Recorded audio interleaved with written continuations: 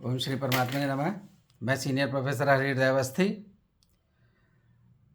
Acharya doctor S Ramakrishna Sharma, founder managing trustee of the फिस मैंगलोर के साथ में आप सभी का Awasthi Ayurveda anatomy yoga and spirituality channel पर हार्दिक स्वागत करता हूँ। आप सौभाग्य से बनारस आए हुए हैं और नीड ऑफ आवर बुक के लेखक हैं और आपके 68 ईयर्स के हो चुके हैं, लाइफ का एक्सपीरियंस है, तो आपके जीवन परिचय के बारे में थोड़ा हम लोग जानने का प्रयास करेंगे। तो अब मैं चलता हूँ आचार्य रामकृष्ण शर्मा जी की ओर। सभी का आचार्य राम श्री कृष्ण जी से निवेदन है कि वो अपने जीवन परिचय के महत्वपूर्ण बिंदुओं से हम लोग को अवगत कराएं। सभी को प्रणाम। जीवन के बारे में, स्वयं के बारे में कुछ कहना, एक ओर से क्या ये अहंकार होगा, ये सोच है। दूसरी ओर से ये जो साधना की दृष्टि से स्वयं के जीवन के बारे में कुछ कहना, तो वो एक निमित्त के हिसाब से स्वीकार करके मेरे जीवन के बारे में थोड़ा तो कहने का प्रयास कर रहा हूं। अभी मेरा जन्म कर्नाटक के मंगलूर नगरी में 1955 हुआ था। मैंने सुना है माताजी से कि मैं ट्विंस थे, हम दो लड़के थे, लेकिन जो दूसरा लड़का था उनका देहांत हुआ 10 दिन में। उसके बाद मुझे ये नाम उन्होंने दिया था कि राम और कृष्ण उनके मन में थे, तो ये दोनों को पालन करने के लिए उनका बहुत मन में, माताजी के मन में उतना मतलब प्रार्थना थी। लेकिन योगवशात, कालवशात ये जो दूसरा लड़का था उनका देहांत हुआ था, तो दोनों का नाम जो है राम और कृष्ण मिलाकर मुझे रामकृष्ण नाम दिया था। तो ये नाम के बारे में है। तो मेरा पालन पोषण हुआ था केरल में, तो 22 वर्ष तक मैंने केरल में मेरा जीवन बीता, जहाँ primary school, high school, college उधर था। लेकिन मेरा ये जो आधुनिक ढंग का जो शिक्षण है उसमें मेरा उतना श्रद्धा नहीं था। पारंपरिक जो विद्या है, हमारा शास्त्रों का अध्ययन है, इसी ओर मेरा श्रद्धा ज़्यादा थी। तो मुझे प्रार्थना थी कि मुझे एक गुरु मिले, तो ये प्रार्थना थी मन में। तो 11 वर्ष मेरा, जब 11 वर्ष था तो 6th स्टैंडर्ड में था, तब रोज़ केरल में बहुत मंदिरों का एक शहर है त्रिशूर, त्रिशिव पेरूर, मतलब वो शिव जी का 3 मुख्य मंदिरों का नाम ये त्रिशूर से जुड़ा है। तो त्रिशिव पेरूर, उधर मेरा पालन पोषण हुआ था, क्योंकि मेरा जो पिताजी के पिताजी और माताजी के पिताजी कर्नाटक से केरल जाके उधर मंदिर में काम, उनका पूजन पुरोहित थे, माताजी के पिताजी और पिताजी के पिताजी। थोड़ा सा इंटरप्ट करेंगे, आपके माता और पिता का नाम क्या था और आपके कितने भाई बहन हैं, थोड़ा सा उसके भी परिचय दें। तीर्थरूप पिताश्री आचार्य श्रीनिवास आचार्य पिताजी का नाम, और माताजी जलजाक्षी, माँ जलजाक्षी। तो ये हम लोग 8 संतान थे। तो मैं जो आई वाज द यंगेस्ट, तो 8वीं संतति थे मैं। तो 6 बहनें और एक बड़े भाई और मैं। तो इनका जो पालन पोषण पिताजी ने शास्त्रोक्त रीत्या, मतलब ये जो भक्ति श्रद्धा है, घर में रोज पूजा पाठ वगैरह पिताश्री ने कर रहे थे, तो उसी संस्कार से मेरे मन में क्या है, बचपन से ही ईश्वर की ओर श्रद्धा और भक्ति। एक क्षेत्र दर्शन है और क्षेत्रों में जो पुराण पारायण वगैरह हो रहा, तो उसका श्रवण करना, उधर जाके बैठना, मंदिरों में जो भी सेवा करना है उसमें मेरा मन ज़्यादा लगी थी। तो इसीलिए जो 6th स्टैंडर्ड में जब पढ़ते थे, तो मैं स्कूल जाते वक्त एक बूढ़े आदमी, तो मंदिर जाने वाले एक बूढ़े आदमी को दूर से देखा था। तब मेरे मन में ये आया कि क्या ये मेरा गुरु बन सकते हैं। तो ऐसा एक सोच मेरे मन में आया था। तो क्या है, 3-4 महीने के बाद ऐसा एक सुयोग हुआ कि उनका नाम है ब्रह्मश्री, वेद ब्रह्मश्री पद्मनाभ शास्त्री जी। तो यजुर्वेदी थे और मंदिरों में उनका श्रीमद् भागवत पारायण और पुराण पारायण उनका नित्य वृत्ति था और बहुत सात्विक महात्मा थे, वो गृहस्थी थे। तो उनका संपर्क भगवान की इच्छा से, ये जो त्रिशूर में जो बड़ा मंदिर है, वड़कुंदाथन मतलब शिव जी का मंदिर है, उस मंदिर में मैंने श्री राम जी के सन्निधि में उनको देखा, पुराण पारायण करने के लिए बैठते हुए देखा। तो उनके पास जाके मैंने एक प्रश्न पूछा था। एक प्रश्न मेरे जीवन में महत्वपूर्ण प्रश्न निकला। मेरा प्रश्न ये था कि स्वामी, मेरा मन अस्थिर है और चंचल है, इस मन को स्थिर करने के लिए क्या उपाय है। तो उन्होंने मुस्कुरा करके ये पूछा कि बेटा, तुम्हारा उपनयन संस्कार हुआ क्या। तो मैं बोला नहीं। तो मैं 6th स्टैंडर्ड में था, तो मेरा उपनयन संस्कार हुआ नहीं था। तो उन्होंने बोला कि कोई बात नहीं, मैं तुमको श्री राम जी का एक जप विधान बताएंगे। तो वैसे उधर उस सन्निधि में मुझे जो श्री राम जी का जप विधान उन्होंने उपदेश दिया, सो उससे मेरा जो क्रम से जो आध्यात्मिक साधना की शुरुआत तब से हुई। सो उसके बाद मैं संक्षेपतः बता रहा हूँ। मैं जब डिग्री स्टूडेंट थे, बीकॉम फाइनल ईयर थे, तो उन्होंने रोज़ उनके साथ एक मंदिर से दूसरे मंदिर तक उनको लेके जाना, क्योंकि रोड क्रॉस करने के लिए मुश्किल था उसको, तो उनको लेके जाना है। तो बीच बीच में रास्ते में क्या है, भगवद गीता और भागवत और वेदांत के विभिन्न विषयों का चर्चा हो रही थी चलते चलते। तो उससे क्या है, मेरा शास्त्र परिचय बढ़ते रहा और मेरा उपासना भी, जो उन्होंने जब विधान दिया था उससे मेरा उपासना भी धीरे धीरे तीक्ष्ण रूप से आंतरिक जो अनुभूतियां हैं उसके बारे में जानकारी और अनुभूतियां ये मिलना शुरू हुआ। तो फिर डिग्री स्टूडेंट जब, तब उन्होंने ये बोला कि मुंबई में चिन्मया मिशन का सांदीपनी साधनालय है, उधर ब्रह्मचारियों का ट्रेनिंग होता है, ये न्यूज़पेपर में आया है, तो क्या तुमको उधर जाना पसंद है। तो मैंने सोचा कि यही भगवान गुरुजी के द्वारा ये जो आदेश दे रहा है कि बेटर यू गो देयर, तो मैंने ये तय कर लिया। और घर में मैंने ये बोला नहीं था कि मैं इंटरव्यू जा रहा हूँ चिन्मया मिशन के लिए। तो मैं जहाँ परम पूज्य स्वामी दयानंद जी अनंतपुर में भगवद गीता का गीता यज्ञ प्रवचन कर रहे थे, तो मैं केरल त्रिशूर से अनंतपुर जाके उनसे मिला और उनसे पूछा कि क्या मैं ब्रह्मचारी बन सकता हूँ आपके सांदीपनी में। तो उन्होंने बोला कि ये फाइनल ईयर है, तो वो तो पूरा कर दो और पास होने के बाद आ जाओ, तो फिर you can join the course next time.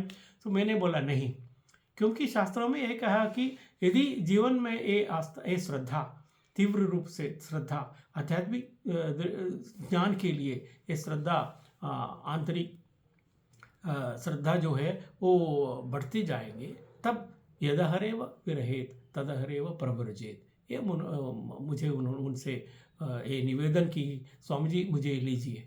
तो उन्होंने बोला कि अभी कोर्स तो चालू हुआ नहीं, इट वॉज 75 में ये हुआ था, अक्टूबर में उनसे मिला और तो उन्होंने चिट्ठी दिया पुरानी झाड़ी में उनका आश्रम है ऋषिकेश में, उधर जाओ, उधर रहो। और कोर्स जब स्टार्ट होगा 76 में, तो बम्बई में सांदीपनि साधना में आ जाओ।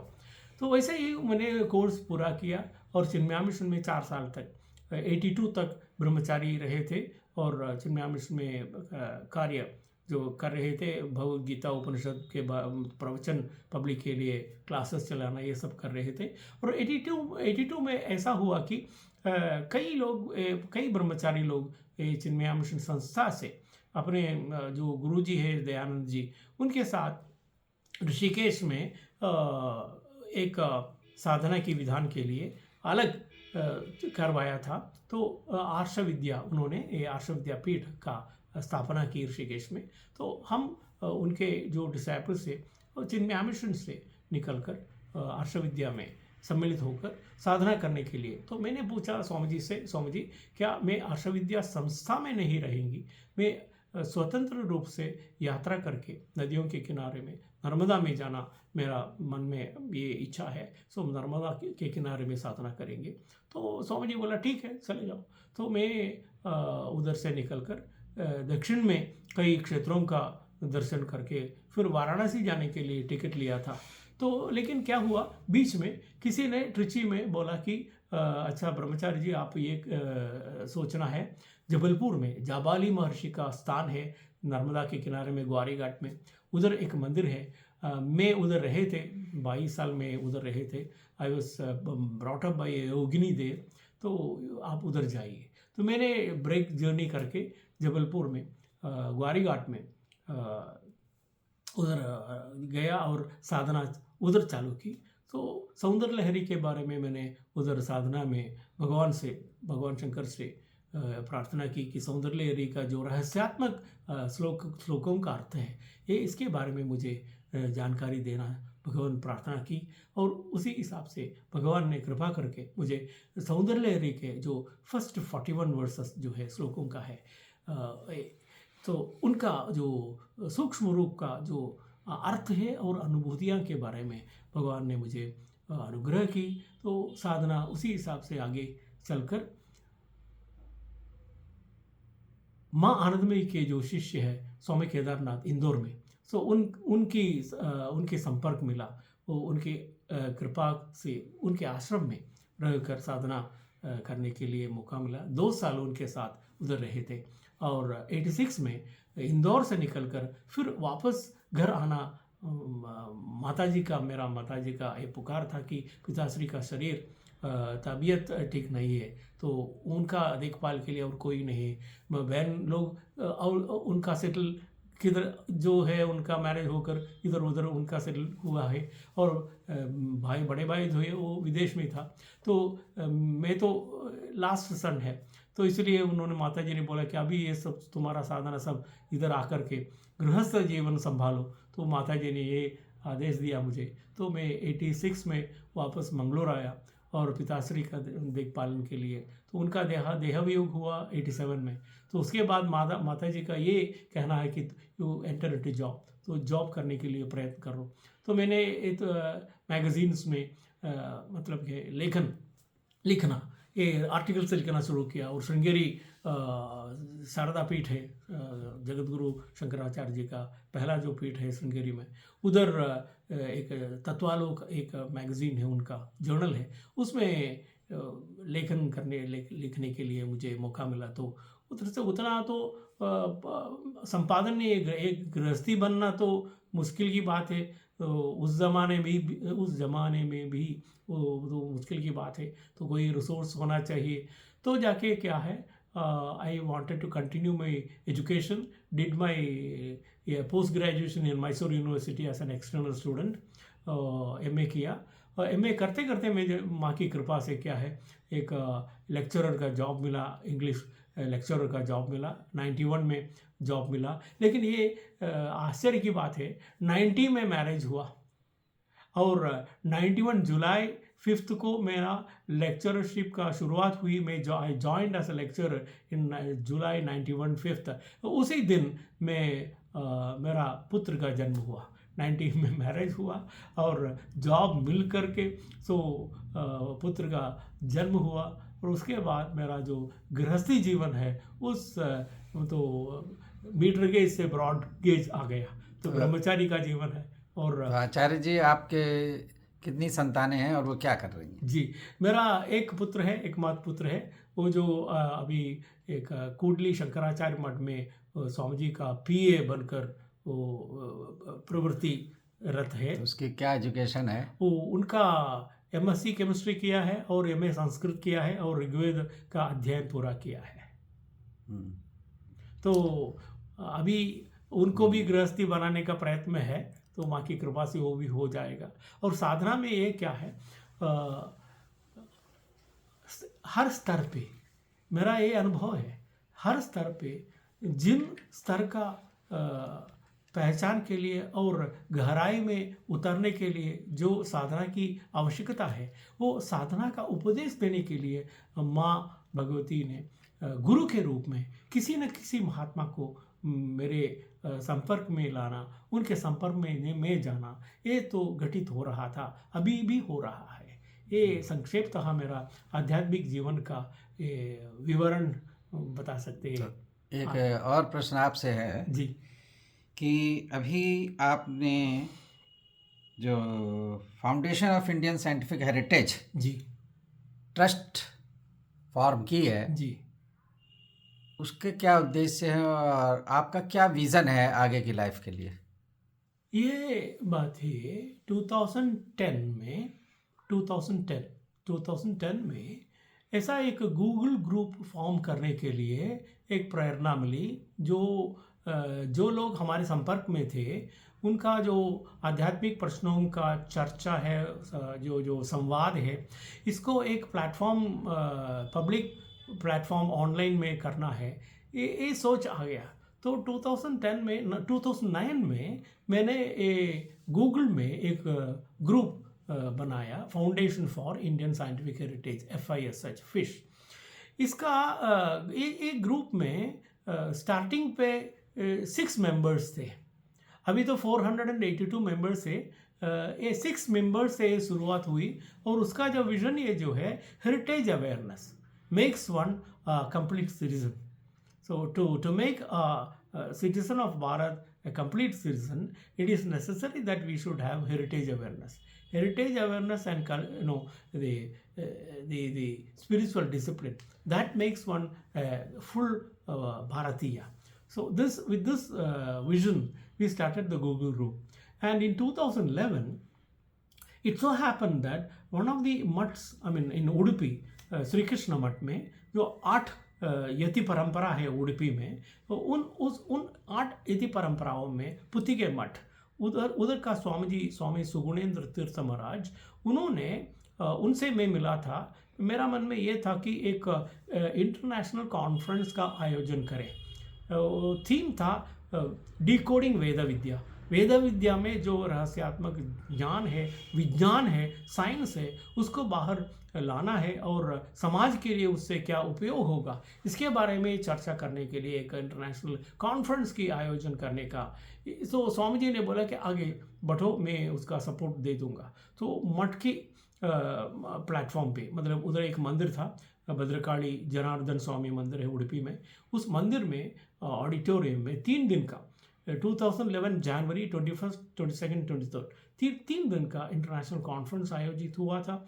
उधर 19 वंडरफुल पेपर्स मैंने टॉपिक तय करके दिया था और विज्ञानी लोगों ने अच्छे से अच्छे मतलब थीम्स को उधर प्रस्तुत करने के लिए व्यवस्था हुई। और उससे प्रेरित होकर एक ट्रस्ट का फॉर्मेशन करना था। तो 2010 में ट्रस्ट का फॉर्मेशन किया था, रजिस्ट्रेशन किया था, लेकिन अभी तक क्या है, इस ट्रस्ट का क्या है 12A और 80G, इसका प्रयत्न तो अभी चल रहा है।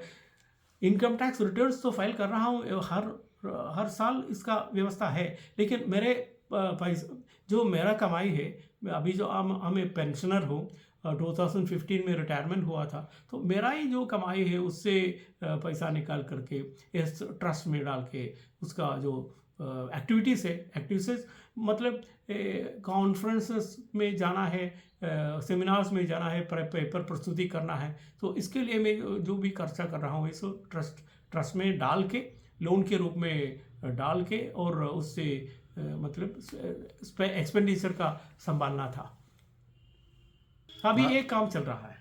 तो आचार्य जी के जो साथी हैं, जो उनका सर्किल है, जो उसके ट्रस्ट में मेंबर्स हैं, तो उनके लिए मैं बताना चाहूँगा कि जो हमारा चैनल है, तो इसके 4 पिलर्स हमने रखे हैं। एक तो आयुर्वेद है, और एनाटमी है जो शरीर रचना है, योग है, और स्पिरिचुअलिटी। इनको लेकर के ये चैनल एस्टेब्लिश किया हमने। और आगे विज़न यही है, जो वैदिक साइंस है या जो हमारी जो हेरिटेज है जिसकी बात आप कर रहे हैं, उस ज्ञान को और प्रचारित और प्रसारित करना, और सुख और आनंद की अवस्था में लोगों को लाना, उनको स्वास्थ्य प्रदान करना, निष्काम कर्म की भावना। तो वो लोग इस चैनल को सब्सक्राइब करें। जो भी आचार्य जी के सर्किल है, उनसे निवेदन है कि वो इस चैनल को भी सब्सक्राइब करें। और इसमें गीता के ऊपर गुरुजी प्रोफेसर भगवत शरण शुक्ल जी के साथ में हमने पूरा हर श्लोक की व्याख्या की है, सांख्य दर्शन की है, और ये क्रम चल रहा है। उसी क्रम में आचार्य डॉक्टर एस रामकृष्ण शर्मा जी का आज हमने जीवन परिचय लिया, और वो हमसे बहुत पहले से जुड़े हुए हैं। 2015 के इंटरनेशनल कॉन्फ्रेंस में वो आए थे, और उनके पेपर को